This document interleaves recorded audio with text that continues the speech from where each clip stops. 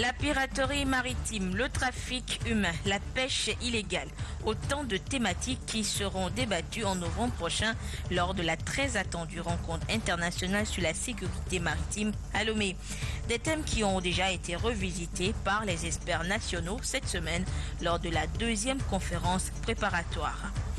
Ce 11 juillet, célébrer la journée internationale de la population. Cette année, les États sont appelés à renforcer leurs différentes actions pour le secours des personnes victimes des crises et conflits de par le monde.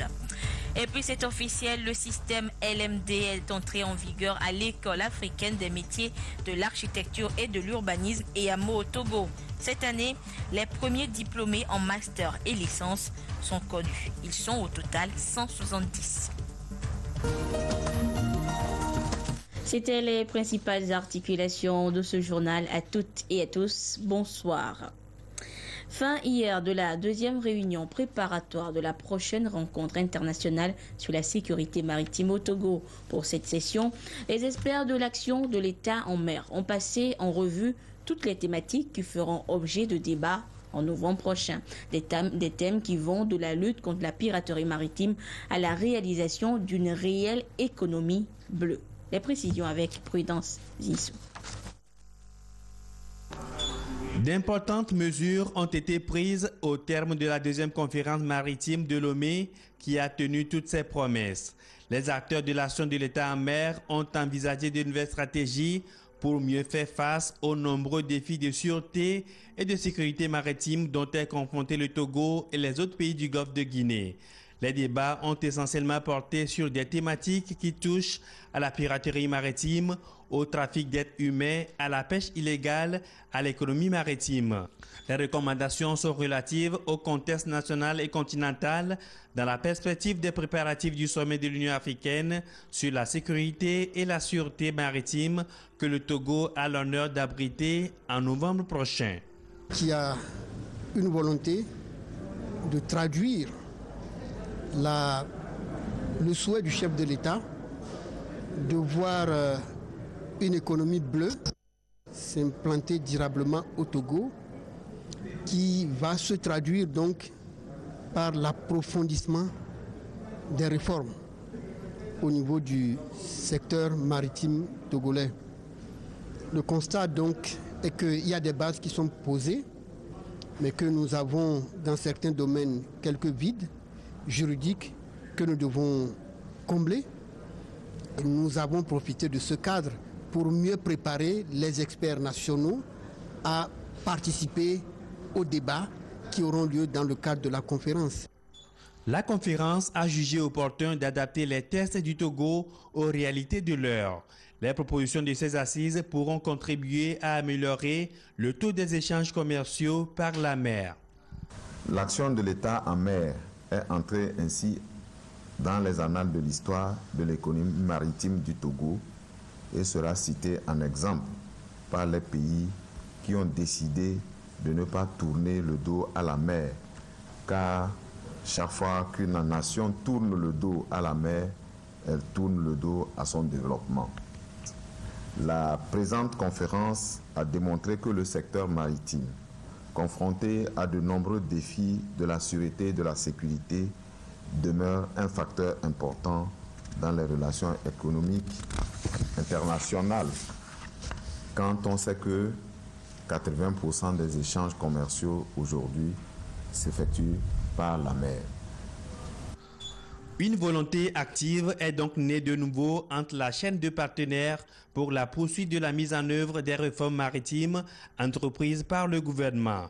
Un engagement qui fera du Togo un pôle permanent d'attraction dans la sous-région ouest-africaine.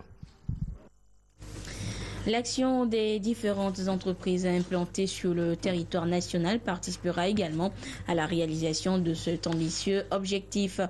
Mais il faudra que ces entreprises participent, et ceci en synergie à l'essor de l'économie du pays. Une mission que s'est d'ailleurs assignée l'Association des grandes entreprises, dont les membres, après 6 mois d'activité, se sont retrouvés hier à Lomé pour une rencontre bilan. Augustin Kossi, Silver Abdou. Le rendez-vous semestriel de la JET Association des grandes entreprises du Togo, une fois encore respectée. Cette soirée de retrouvailles est aussi une occasion pour faire le bilan après 6 mois d'activité. Le président de la JET, José Simenou, s'est réjoui des progrès réalisés par le Togo dans plusieurs domaines afin de renforcer la rentabilité des entreprises. Il a salué surtout l'engagement du gouvernement qui a fait de la compétitivité des entreprises privées une priorité. Nous en avons l'habitude un peu avant les vacances pour nous retrouver et ensuite profiter également de ce rapport d'étape pour pouvoir convier, n'est-ce pas, certains ministres, notamment celui du secteur privé qui nous concerne, pour que nous puissions échanger et en même temps profiter pour faire le point de notre collaboration et faire au besoin des recommandations. En termes de rapport d'étape, ce qu'il faut noter et qui nous paraît essentiel, c'est le livre blanc. Le livre blanc que nous annonçons déjà, puisque nous y avons travaillé pendant longtemps. Il s'agit d'un document qui trace, n'est-ce pas, la situation au Togo, la situation économique au Togo, et qui en même temps fait le diagnostic de, n'est-ce pas, de l'existence, ce qui va et ce qui ne va pas. Le bilan de la politique gouvernementale au profit des entreprises est jugé positif par les dirigeants de la JET, un consortium de 49 entreprises. Mais le coût des facteurs de production très élevé, la concurrence de l'informel, de même que l'intégration sous-régionale, restent notamment des défis à relever. Et le livre blanc de l'économie du Togo, ainsi que l'adhésion de l'ensemble du secteur privé à la JET, seront sans aucun doute des pistes de solutions pour mieux répondre à ces défis. Bilan plus que satisfaisant également dans la mise en exécution du projet de remise à niveau des chambres commerciales du tribunal de première instance et de la cour d'appel de Lomé. 2 trimestres d'activité et déjà on note une réelle transformation, comme la célérité dans le traitement des dossiers relatifs aux contentieux commerciaux. Des avancées saluées par le nouveau garde des Sceaux, Pius Agbetome. Le compte rendu avec Clarisse Atiklé. C'est un satisfecit général que le comité de pilotage du projet de renforcement des capacités des chambres commerciales du tribunal de première instance et de la cour d'appel de Lomé a décerné à l'équipe de gestion de ce projet au vu des résultats obtenus durant les 6 derniers mois. La présente réunion a en effet fait le point des activités du premier et deuxième trimestre de l'année 2015 qui concernent entre autres la formation des acteurs, notamment sur l'application de la gestion informatisée du contentieux commercial. Bâtir le rôle d'une audience. Aujourd'hui, à la cour d'appel, les centaines de dossiers à saisir, ça prend une semaine. Aujourd'hui, avec 2 clics, on a le rôle entièrement automatisé. Et le greffier n'aura plus à saisir le nom du demandeur, le nom du défendeur et les avocats. Tout est dans le système. C'est avec des clics que ça sera fait et on lance et on a le rôle. Démarré il y a presque 19 mois, ce projet ambitionne de faciliter la célérité dans le traitement des dossiers pour ainsi améliorer de manière efficace le taux annuel d'affaires jugées sur les affaires enrôlées au cours d'une année, aussi bien en première instance qu'en appel. Le ministre de la Justice, président du comité de pilotage de ce projet qui a pris part à cette réunion, se félicite des résultats obtenus. Les résultats qui ont été obtenus depuis le démarrage de ce projet jusqu'à ce jour sont des résultats plus que satisfaisants. Bientôt, ce projet de renforcement des capacités des chambres commerciales du tribunal ou des tribunaux et de la cour d'appel va devenir effectif dans l'application et les problèmes qui se posaient jusqu'à présent en matière de lenteur judiciaire quant à la conduite des dossiers jusqu'à leur achèvement se verront résorbés entièrement. Je tiens vraiment à féliciter tous ceux qui ont eu en charge le pilotage de ce projet. Le coordonnateur et tous ses acolytes, ils ont fait un travail impeccable. Ce projet, financé conjointement par l'État togolais et le fonds ICF, traduit la volonté des autorités togolaises de redorer le blason d'une justice longtemps décriée. Et c'est avec le concours de tous les acteurs que ce pari sera gagné. Venir en aide aux personnes vulnérables en situation de crise. C'est en substance la thématique retenue ce 11 juillet pour la célébration de la Journée mondiale de la population. Un créneau pour le gouvernement togolais d'élaborer, ensemble avec ses partenaires, les différentes stratégies d'action d'aide à ces personnes que sont, entre autres, les femmes, les enfants et les personnes âgées. Désiré Dagovi, Christine Petit-Kalodé. Le nombre de personnes déplacées par les catastrophes naturelles ou anthropiques en 2014 est le plus élevé. Un nombre jamais enregistré dans le monde, 60 millions selon l'UNFPA. Et dans ces situations d'urgence, ce sont les femmes et les adolescents qui paient le lourd tribut. L'édition 2015 de la Journée mondiale de la population attire l'attention de tous sur les couches vulnérables dans les situations d'urgence. Cette journée vise entre autres objectifs à sensibiliser les populations à la base sur les questions liées à la population dans son ensemble, tout en mettant en lumière les besoins particuliers des femmes et des adolescentes durant les conflits et les catastrophes humanitaires. Pour nous, Togolais, ce thème est évocateur à plus d'un titre. L'essentiel des actions pour faire face aux situations d'urgence sont multiples et variées, souvent transversales, et concernent les secteurs de la sécurité et de la protection civile, de la santé et de l'environnement. Elles se réalisent en synergie avec les partenaires techniques et financiers, les ONG et les populations elles-mêmes. Le Togo, tout comme les autres pays, n'est pas épargné par les effets néfastes des changements climatiques. La forte mobilisation de tous les acteurs autour de cette journée est un signal fort pour l'intérêt accordé à la population vulnérable lorsqu'une situation d'urgence se produit.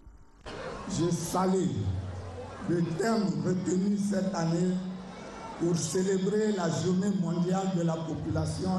Ce thème demeure au cœur des priorités du gouvernement togolais et surtout du chef de l'État, qui d'ailleurs en a fait encore un axe essentiel de son projet de société 2015-2020.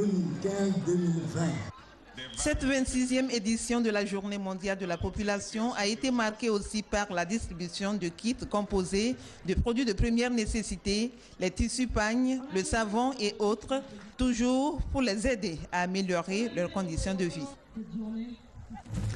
Et outre la gestion des crises, les différents partenaires du Togo lui apportent leur contribution à la réalisation d'un autre projet tout autant colossal, la réduction de la pauvreté. Un défi de taille certes, compte tenu des disparités culturelles, mais que le gouvernement togolais s'attelle depuis 2008 à relever. Et ceci par le truchement d'une belle brochette de projets. Aimé Abalo.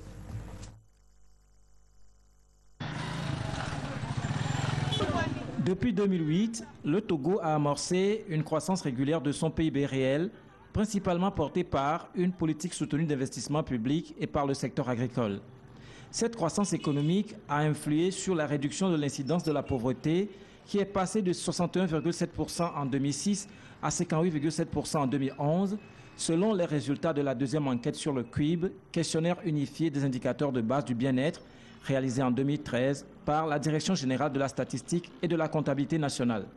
Ont été prises en compte l'alphabétisation des adultes, l'éducation des jeunes, la santé, l'emploi, l'habitat. Les données indiquent que 6,5% de la population est au chômage et 22,8% dans un statut de sous-emploi. Les jeunes âgés de 15 à 35 ans constituent la frange la plus touchée par ce phénomène.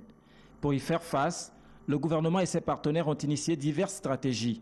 Ce constat se reflète à travers la création d'un ministère chargé de l'emploi des jeunes, la dynamisation de l'Agence nationale pour l'emploi, la mise en œuvre de plusieurs projets et programmes dédiés à promouvoir la formation, l'insertion socio-professionnelle et l'entrepreneuriat des jeunes, ainsi que la promotion du volontariat national. 6 000 volontaires sont déjà enrôlés. Conformément à l'esprit de la SCAP, stratégie de croissance accélérée et de promotion de l'emploi, qui s'étend sur 2013-2017, les femmes occupent une place importante dans l'agenda de développement de l'État et plusieurs programmes leur sont dédiés. Dans la région des Savanes, les ménages identifiés comme les plus pauvres bénéficient de transferts monétaires à travers le projet PDC+, engagé par l'État en partenariat avec la Banque mondiale. Dans ces communautés, les familles ciblées, les ménages ciblés qui sont les plus vulnérables sont recensés et les critères pour être membre ou bénéficiaire, il faut que vous soyez une femme enceinte d'au moins 3 mois et ayant fait la CPN. La CPN, donc, c'est la consultation prénatale. Ça, nous le demandons pour que cette femme puisse être suivie au cours de sa grossesse. La deuxième cible, c'est toute femme ayant un enfant d'au moins de 24 mois. Et la troisième cible, qui est un peu particulière, c'est les enfants malnutris. On peut aussi les prendre en charge de 24 à 59 mois. Les changements qu'on voit dans la vie, maintenant on voit que nos enfants grandissent vite. Et nos enfants ont la bonne santé. Avant qu'on n'avait pas eu l'argent, les enfants étaient souvent malades, chaque temps. Aujourd'hui, l'enfant va dire qu'elle est malade, demain, c'est la même chose. Maintenant qu'on a eu l'argent, on voit qu'il y a le changement dans notre village. En plus, une priorité est accordée au renforcement de l'esprit d'entrepreneuriat et de leadership chez les femmes. Bien formées et constituées en groupe solidaire, ces femmes bénéficient aussi de crédits du Fonds national de la finance inclusive pour renforcer leur pouvoir économique. Les résultats sont au-delà des attentes. Si je prends les 30 000, je prépare la boisson, je fais le jardinage, ça me plaît beaucoup de faire ce que je veux. Et de soigner mes enfants, de bien nourrir mes enfants et mes familles. Chez mes fournisseurs, quand je vais maintenant, quand je m'en vais, je n'ai pas beaucoup d'argent, j'achète crédit. Mais maintenant, quand je m'en vais là, je paye cash. Et elle-même, mon habillement maintenant, elle me voit là, elles savent que j'ai changé, ma vie a changé. L'APSEF, premier produit du fonds, par ses résultats encourageants, a permis la mise en service d'autres produits spécifiques au profit des jeunes et des agriculteurs. L'agriculture occupe 70% de la population et pour éviter que les paysans ne croupissent dans la précarité, ils bénéficient de plusieurs facilités. Formation, intrants, prêts scolaires, distinctions honorifiques. Une source de motivation qui a positivement influé sur les rendements agricoles. Toutes ces avancées montrent que le Togo est déterminé à jeter les bases d'une croissance économique forte et durable, favorable à la réduction de la pauvreté et des inégalités, avec des effets multiplicateurs sur le niveau des revenus, la qualité de vie des Togolais et la vitesse de réalisation des objectifs du millénaire pour le développement. D'ailleurs, le nouveau gouvernement, dans les grands axes qui meublent son programme d'action, a inscrit en première position l'inclusion économique et sociale comme premier vecteur de la cohésion nationale. Concrètement, ceci sous-entend, en comptant sur la mobilisation des ressources internes, le renforcement de la politique du développement à la base, l'accès aux soins de santé, l'extension de la couverture sociale des travailleurs, l'éducation pour tous et l'accès à l'eau potable. Et on l'a vu, la relance de l'agriculture fait donc partie intégrante de ce vaste programme de lutte contre la précarité dans notre pays. Et parlons justement de la production agricole. Une autre nouvelle forme est introduite au Togo. Il s'agit de l'agriculture biologique. Et en attendant sa prise en compte effective, les producteurs de toutes les régions du pays sont cette semaine à Saint-Cassé pour la mise en place du réseau national de l'agriculture bio. Les précisions depuis Dapan de Désiré. Alors. L'avenir de l'environnement en général et l'agriculture en particulier dépend de la réponse à cette question. Comment faut-il agir sur l'environnement pour un lendemain meilleur? L'agriculture écologique tend à être l'une des réponses à cette problématique qui prend en compte aussi la santé animale et humaine. L'agriculture bio reste donc un espoir. C'est pourquoi il faut agir vite.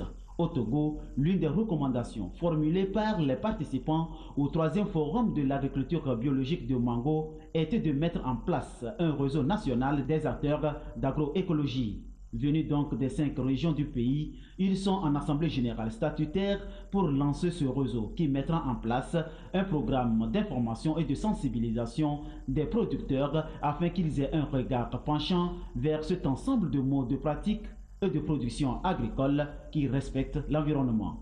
À partir de la foire du mango, nous avons eu une mission du ministère de l'Agriculture de pouvoir mettre en place un cadre de concertation pour sensibiliser sur le plan national comment travailler dans l'agriculture bio. Nous sommes en train de mettre en place un réseau national de l'agroécologie. Et notre objectif est d'ici 10 ans que tous les Togolais puissent consommer les produits bio. 3 jours d'échange sur la charte, le statut et le règlement intérieur pour former le réseau. Une recommandation prise comme un ordre pour sauver l'environnement. Le PADAT, Terre Humanisme et le Fonds français pour l'environnement mondial FEM accompagnent le gouvernement togolais et autres acteurs dans cette option agriculture bio, une filière de croissance et de protection environnementale. Je vous le disais en titre, le système LMD fait son entrée dans la formation des étudiants en architecture et urbanisme. Pour une première promotion du système, ils sont 170 à recevoir pour certains leur master et pour d'autres leur licence en architecture, urbanisme ou gestion urbaine. C'était ce matin à Léamo, à Lomé. Emmanuel Adiaklo, Carmen Madji, à Cap. C'est la consécration après de dur labeur. Ces étudiants reçoivent les premiers diplômes de master décernés par l'École africaine des métiers de l'architecture et de l'urbanisme EAMO depuis l'arrimage au système LMD en 2010. Ils sont donc aptes à contribuer à la construction des cités africaines en tant qu'architectes, urbanistes et gestionnaires urbains. 20 différentes nationalités sont représentées pour cette promotion 2010 à 2015. Le moment est aux grandes émotions. Je suis très content de cette grâce que Dieu m'a faite. C'était un travail d'arrache-pied parce qu'il fallait fournir un travail continu sur toute cette période. Quand nous avons un prix comme celui-là, ça permet juste de concrétiser et de matérialiser ce que nous avons eu à effectuer comme travail tout au long de cette année. Tout a commencé en 1971 à la conférence des chefs d'État et de gouvernement de l'Organisation commune africaine et malgache OCAM, aujourd'hui disparue. Le hameau voit alors le jour en novembre 1976. Il a déjà formé plus de 871 cadres de haut niveau. Nous avons eu une très bonne moisson cette année. Nous sommes tout à fait heureux parce que c'est la toute première promotion de master en architecture, en urbanisme et en gestion urbaine. Et que ce soit en filière urbain, en filière architecture ou en filière gestion urbaine, nous avons eu une réussite presque à plus de 98%. L'année 2015 revêt une importance particulière pour les hameaux qui a opéré plusieurs réformes en presque 40 ans d'existence puisqu'elle marque l'effectivité de la mise en œuvre du système LMD. Le gouvernement togolais se dit déterminé à apporter son soutien à l'établissement. La cérémonie de ce jour confirme une fois encore notre détermination commune à œuvrer dans le sens de la qualité, à célébrer l'excellence dans le cadre d'un décloisonnement des espaces académiques. Cette promotion 2015 que nous célébrons ce jour saura, nous n'en doutons point, emboîter le pas aux aînés et continuer à relever l'immense défi que constitue la maîtrise de l'urbanisation galopante de notre continent. Des prix spéciaux ont été décernés aux meilleurs étudiants. 77 autres ont reçu leur diplôme de licence. 14 États de l'UEMOA et de la Communauté économique et monétaire des États de l'Afrique centrale, la CEMAC, sont membres de l'EAMO. Des innovations d'un autre genre ont été introduites cette année aussi dans les curricula au collège militaire et Adema de Tchitchao dans la COSA. Et pour cette fin d'année, le cérémonial de remise de béret aux élèves de la classe de 6e a encore été observé. Nestor Mozo. En attendant l'examen du bac 1 et les résultats du bac 2 et du BPC, le traditionnel cérémonial de fin d'année au CME, Collège militaire Yadema, a été tenu. Les enfants de troupe de la 36e promotion ont reçu des mains de leurs aînés les attributs et symboles de cette école dont le rayonnement va au-delà du Togo. Pour un enseignement de qualité, la haute hiérarchie militaire a opéré des innovations dans l'école à la rentrée scolaire écoulée, à savoir l'introduction de l'enseignement technique par l'inscription des enfants de troupe au collège technique Hermann, l'inscription des enfants de troupe au lycée scientifique de Kara, la réalisation du premier numéro du journal des enfants de troupe que voici, nommé Caïma, la révision à la hausse des primes de nos professeurs, les travaux d'installation de la fibre optique au CME pour nous donner une connexion Internet à haut débit, la réfection de nos infrastructures, la dotation d'une nouvelle chambre froide, les cours de natation, etc., etc. Autre phase de cette cérémonie de fin d'année scolaire au Collège militaire Yadema, la remise de prix d'excellence aux élèves qui se sont illustrés par leur travail et par leur comportement. Le CME est une école de référence. Le chef d'état-major de l'armée de terre a demandé aux enfants de troupe de travailler pour maintenir la flamme de ce centre toujours vive. Je me sens très honoré de vous dire l'importance que le chef d'état-major général des forces armées togolaises attache à cette école. Je vous exhorte tous à aimer le travail, rien que le travail, et à y croire. Je vous encourage à cultiver un idéal qui plonge ses racines dans les valeurs militaires que sont la discipline, force principale des armées, le sens de l'honneur et le goût de l'effort, comme en témoigne votre devise « Travail pour loi, discipline pour guide ». Créé le 23 avril 1979 sous le nom de Collège militaire de Chichao et renommé en 2006 Collège militaire Yadema, cette école avait au départ une vocation nationale. Elle s'est étendue à la sous-région en 1996. Pour l'année scolaire 2014-2015, les enfants de troupes du CME sont issus de 9 nationalités. Sécurité encore avec ce communiqué du ministre en charge justement de la sécurité et de la protection civile. Il a été donné de constater que de nombreux conducteurs de taxis, de véhicules de location et de taxis-motos sont régulièrement victimes d'actes d'agression et dépossédés de leurs engins par des groupes organisés qui usent de stratagèmes pour commettre leurs forfaits. Ces pratiques répréhensibles ont connu ces dernières semaines une recrudescence inquiétante qui a poussé les forces de sécurité à prendre des mesures adéquates en vue de démanteler ces réseaux de malfaiteurs. Les forces de sécurité ont ainsi mis à nu le mode opératoire de ces malfaiteurs qui consiste à se présenter aux conducteurs de taxis et de véhicules de location comme des clients étrangers généreux et sympathiques.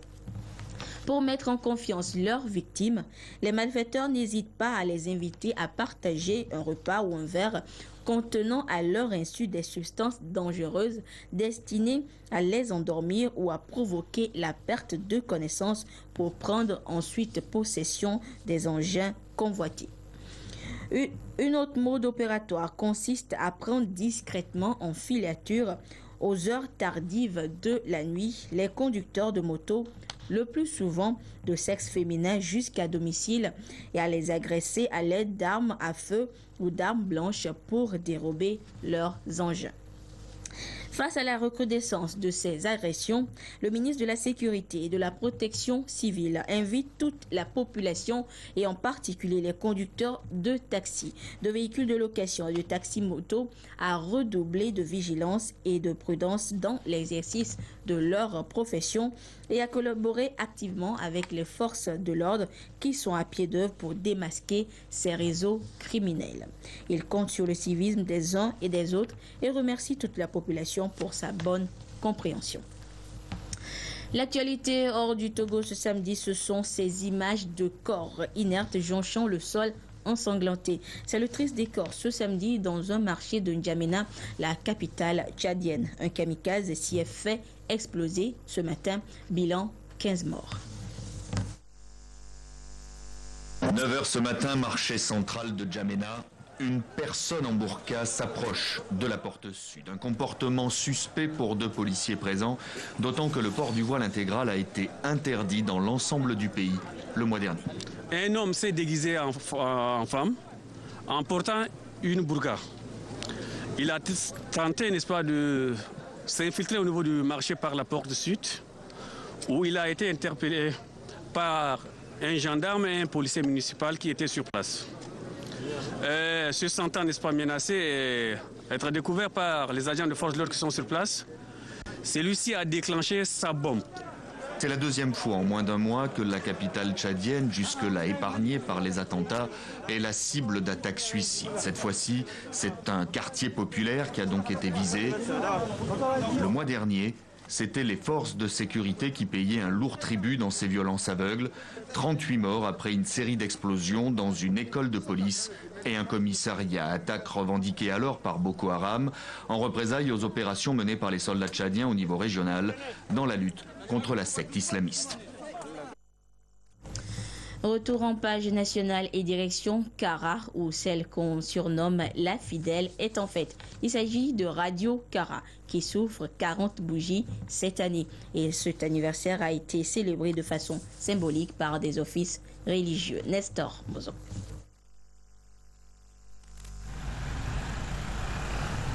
Le 10 juillet 1975, la magie des ondes radiophoniques s'était emparée de la ville de Kara et des autres localités de la partie septentrionale du pays.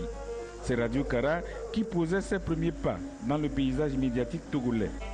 Aujourd'hui, cette radio, encore connue sous le nom La Fidèle, compte 40 ans d'existence. La mère des radios dans le nord du Togo est donc en fête, mais une fête que la direction de l'organe a voulu symbolique. Une prière musulmane suivie d'un culte protestant. Les deux, précédés d'une messe catholique, ont été demandés pour mettre la destinée de la radio et celle des acteurs qui l'animent entre les mains de Dieu.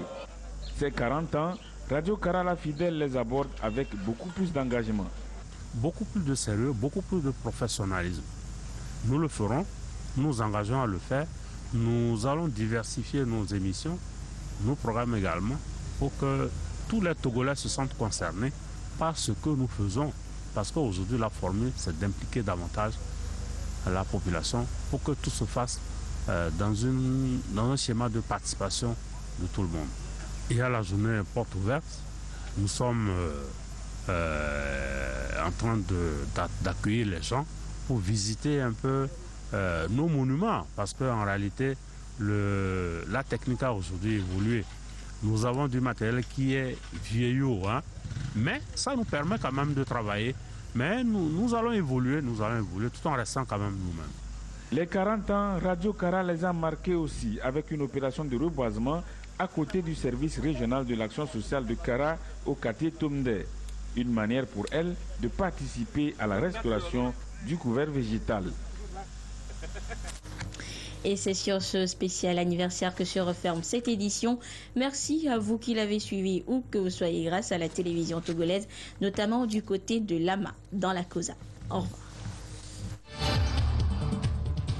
La piraterie maritime, le trafic humain, la pêche illégale, autant de thématiques qui seront débattues en novembre prochain lors de la très attendue rencontre internationale sur la sécurité maritime à Lomé. Des thèmes qui ont déjà été revisités par les experts nationaux cette semaine lors de la 2e conférence préparatoire. Ce 11 juillet, célébrer la journée internationale de la population. Cette année, les États sont appelés à renforcer leurs différentes actions pour le secours des personnes victimes des crises et conflits de par le monde. Et puis c'est officiel, le système LMD est entré en vigueur à l'école africaine des métiers de l'architecture et de l'urbanisme EAMO au Togo. Cette année, les premiers diplômés en master et licence sont connus. Ils sont au total 170.